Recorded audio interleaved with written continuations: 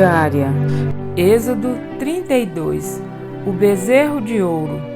O povo, ao ver que Moisés demorava a descer do monte, juntou-se ao redor de Arão e lhe disse: Venha, faça para nós deuses que nos conduzam, pois a esse Moisés, o homem que nos tirou do Egito, não sabemos o que lhe aconteceu. Respondeu-lhes Arão: Tirem os brincos de ouro de suas mulheres, de seus filhos e de suas filhas, e tragam-nos a mim. Todos tiraram os seus brincos de ouro e os levaram a Arão. Ele os recebeu e os fundiu, transformando tudo num ídolo, que modelou com uma ferramenta própria, dando-lhe a forma de um bezerro. Então disseram: Eis aí os seus deuses, ó Israel, que tiraram vocês do Egito. Vendo isso, Arão edificou um altar diante do bezerro e anunciou: Amanhã haverá uma festa dedicada ao Senhor. Na manhã seguinte, ofereceram holocaustos e sacrifícios de comunhão. O povo se assentou para comer e beber, e levantou-se para se entregar à farra. Então o Senhor disse a Moisés: Desça, porque o seu povo, que você tirou do Egito, corrompeu-se. Muito depressa se desviaram daquilo que lhes ordenei, e fizeram um ídolo em forma de bezerro.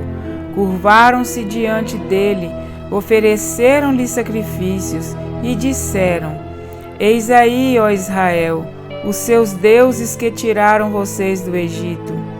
Disse o Senhor a Moisés: Tenho visto que este povo é um povo obstinado. Deixe-me agora, para que a minha ira se acenda contra eles, e eu os destrua. Depois farei de você uma grande nação. Moisés, porém, suplicou ao Senhor, seu Deus, clamando: Ó Senhor, por que se acenderia tua ira contra o teu povo, que tiraste do Egito com grande poder e forte mão?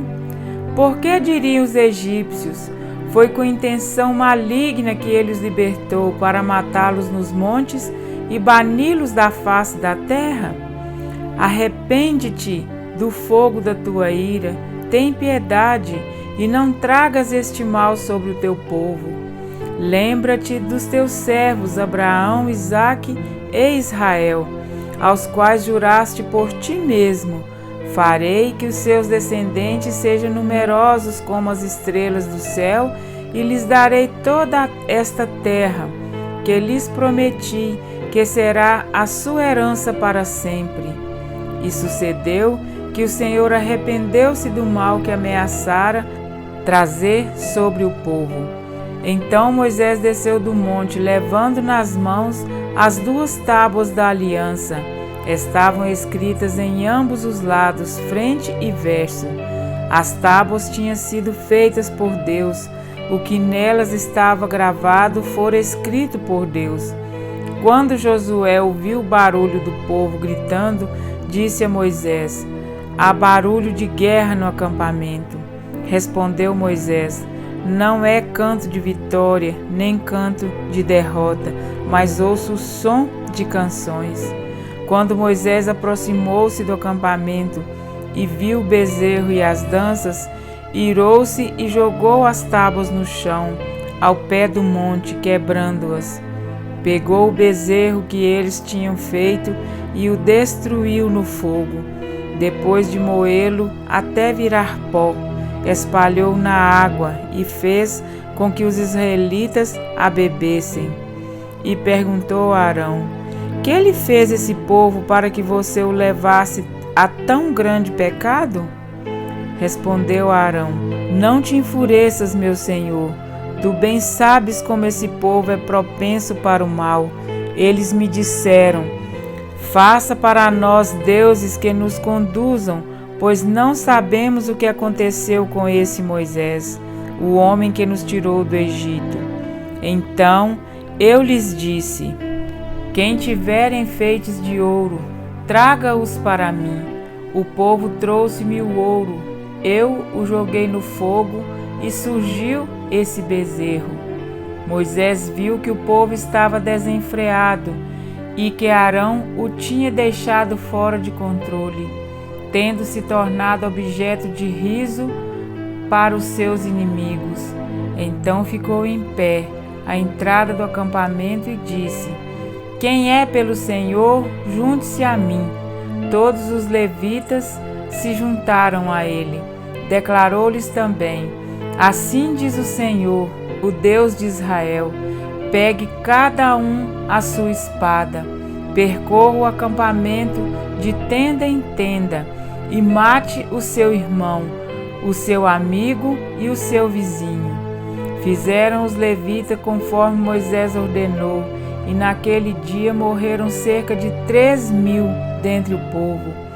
Disse então Moisés: Hoje vocês se consagraram ao Senhor, pois nenhum de vocês poupou o seu filho e o seu irmão, de modo que o Senhor os abençoou neste dia. No dia seguinte, Moisés disse ao povo: Vocês cometeram um grande pecado, mas agora subirei ao Senhor e talvez possa oferecer propiciação pelo pecado de vocês. Assim, Moisés voltou ao Senhor e disse: Ah, que grande pecado cometeu este povo!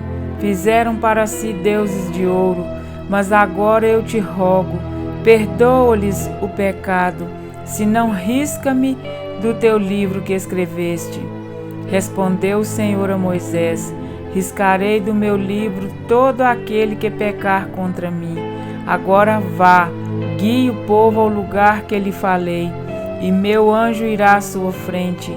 Todavia, quando chegar a hora de puni-los, eu os punirei pelos pecados deles.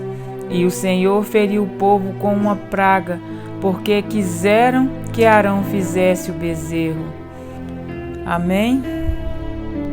Para refletir, Êxodo 32, veremos que os israelitas pedem a Arão que fossem fabricados deuses, visto que não sabia o que haveria ocorrido com Moisés.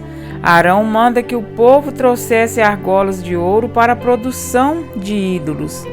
Então, produzem um bezerro de ouro e o adoram, com danças, música e sacrifício. Deus manda que Moisés descesse do monte Sinai, vez que o povo havia se corrompido. Ao descer, Moisés queima o bezerro de ouro e transforma-lhe em pó, o qual é derramado em água e dado ao povo, para que bebessem. Arão culpa o povo pelo ato. Após, Moisés manda que os levitas matassem os idólatras. Por fim, no dia seguinte, Moisés intercede que Deus não acabasse com o povo, oportunidade em que ele afirmou que, no dia de sua visitação, vingaria os pecados cometidos. No capítulo 31, vimos que o Senhor havia dito a Moisés que encheria Bezalel do Espírito de Deus e o capacitaria para realizar todo o artifício necessário para a elaboração do santuário, seus móveis, incenso, vestes sacerdotais, óleo e utensílios, e deu a ele, como companheiro, a Oliabe, além de homens habilidosos. Por fim, Deus enfatiza a determinação da guarda do sábado para descanso como estatuto perpétuo. Assim, Deus termina de falar a Moisés no Monte Sinai, lhe entregando as tábuas do testemunho. E quando o povo viu que Moisés demorava para descer do monte, o povo se reuniu com Arão e lhe disse: Levanta-te, faze-nos deuses que vão adiante de nós.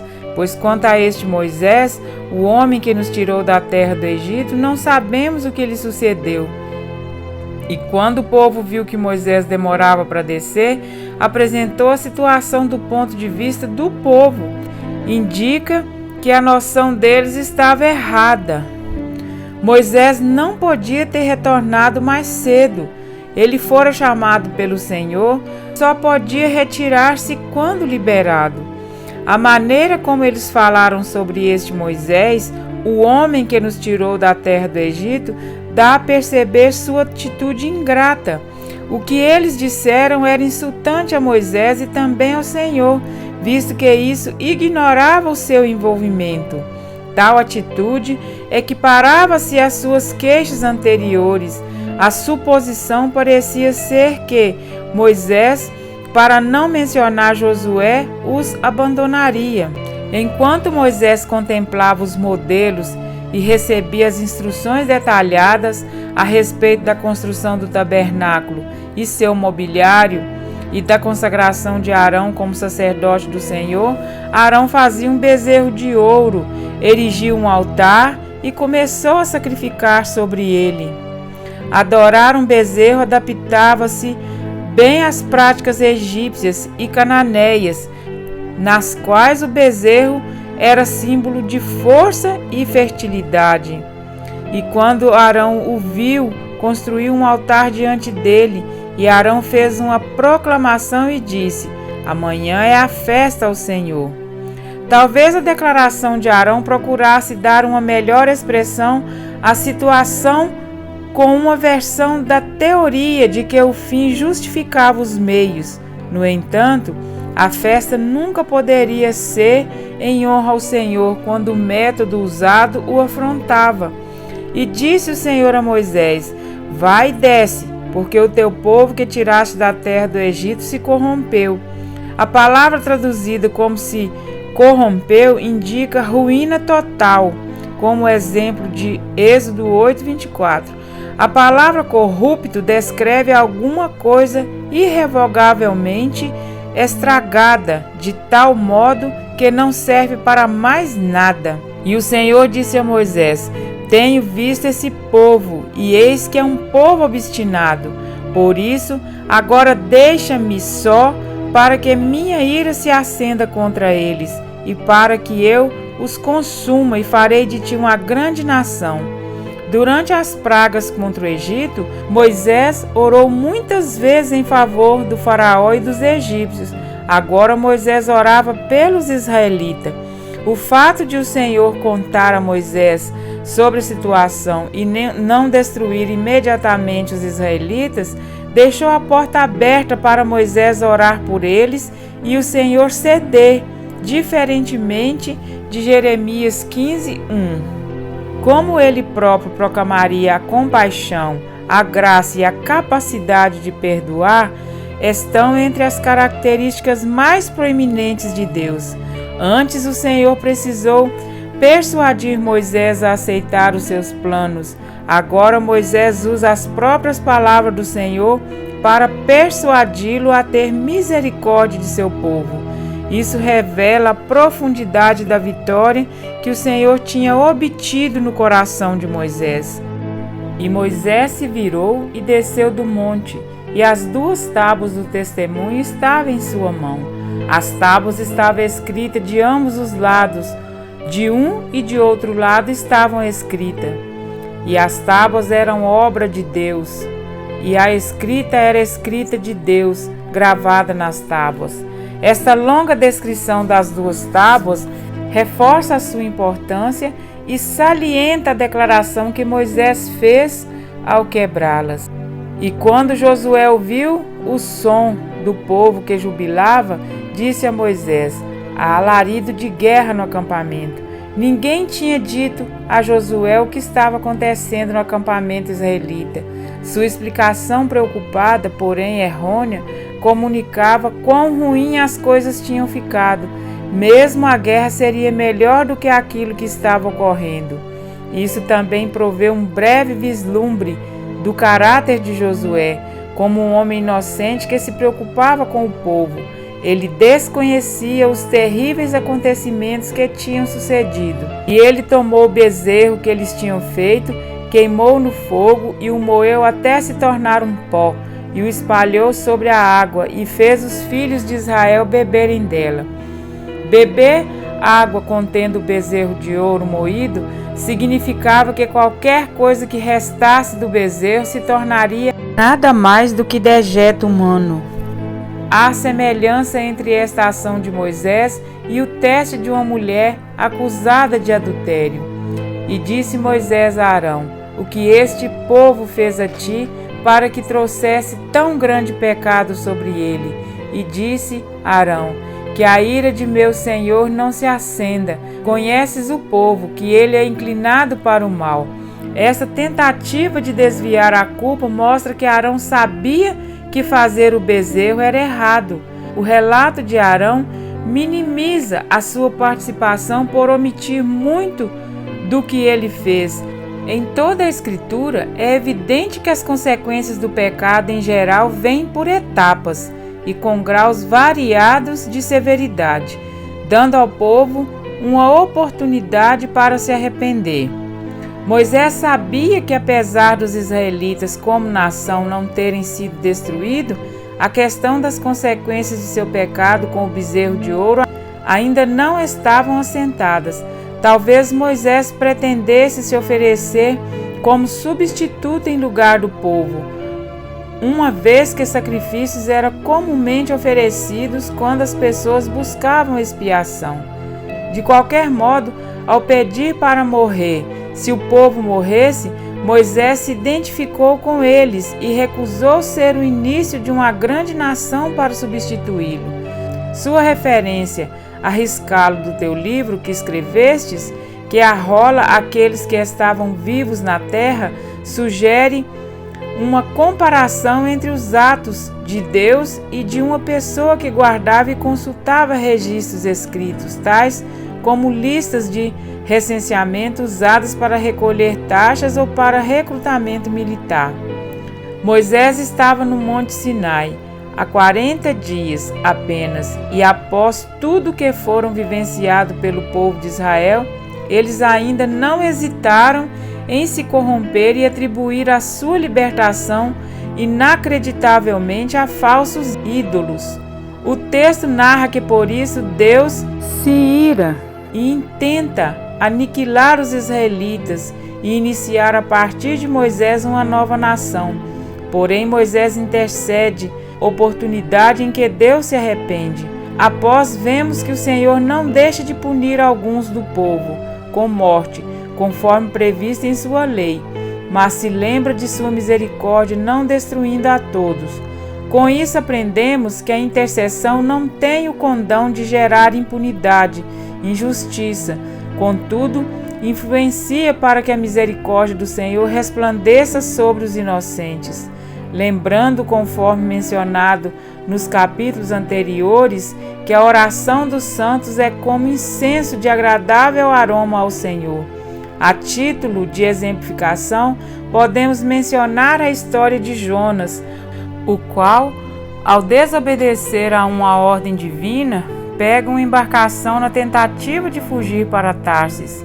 No meio da viagem, Deus manda uma forte tempestade que coloca em risco todos os tripulantes do barco.